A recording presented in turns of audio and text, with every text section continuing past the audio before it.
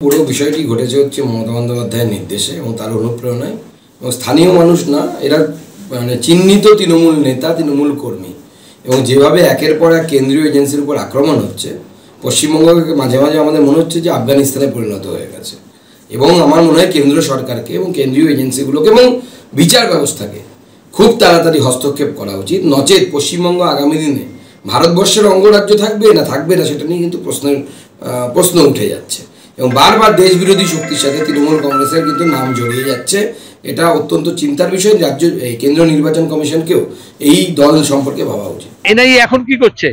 যখন ED CBI কে হামলা করেছিল, সন্দেশখালীতে মেরেছিল, তখন কেন্দ্রীয় এজেন্সি কি করেছিল? ভোট আসলেই রাজ্যের এজেন্সি এবং কেন্দ্রীয় এজেন্সি বিজেপি আর তৃণমূলের ভোট বাড়ানোর জন্য কাজ করছে, মানুষের শান্তির জন্য কিচ্ছু করছে না। অশান্তি তো হচ্ছেই, রাজ্য জুড়ে অশান্তি হচ্ছে এবং সেটা হচ্ছে মোদী সরকারের কৃপায়। 10 বছর ধরে বিজেপি সরকার আছে, তবে তো তৃণমূলের বুকের পাটা বেড়েছে। নাহলে আগে কখনো শোনা যেত? বামফ্রন্ট সরকার যখন ছিল, কংগ্রেস সরকার যখন ছিল, কখন এই ধরনের ঘটনা ঘটেছে? কেন এখন ঘটছে? মোদী আর দিদি দুজনে মিলে লুট করছে, ইলেকট্রাল বন্ডে বোঝা গেছে, আর ভোটের সময় তামাশা করছে। মানে বলাই মাইতি বাবু আমার দাদা সম্পর্কে জ্ঞাতির দাদা হয়। ওনার বাড়িতে যখন দেখি মানে এনআই হোক পুলিশ হোক ওটা 6 লাভ হয়ে গেছে। তারপরে এখান থেকে ওনাকে থানাতে নিয়ে যাবে বলে, ওখানে ওর কাছে কিছু কথাবার্তা জানবে বলে থানা পর্যন্ত নিয়ে যাবে বলে ওনাকে নিয়ে চলে গেছে। এখানে কোনো গাড়ি ভাঙচুর কোনো কিছু নেই এবং যেনারা এসেছিলেন ওনারাও যদি এসে বলে, ওর যদি প্রমাণ দিতে পারে যে এখানেই গাড়ি ভাঙচুর হয়েছে, আপনারা যা বলবেন আমরা তা মেনে নেব।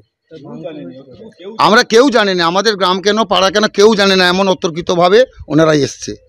এই হচ্ছে সেই গাড়ি, এনআইএর অফিসাররা ভেতরে রয়েছেন, গাড়ির কাঁচ ভাঙা এবং ভেতরে আমরা দেখতে পাচ্ছি যাকে গ্রেপ্তার করে নিয়ে আসা হয়েছে সেই ব্যক্তিও ভেতরে রয়েছেন।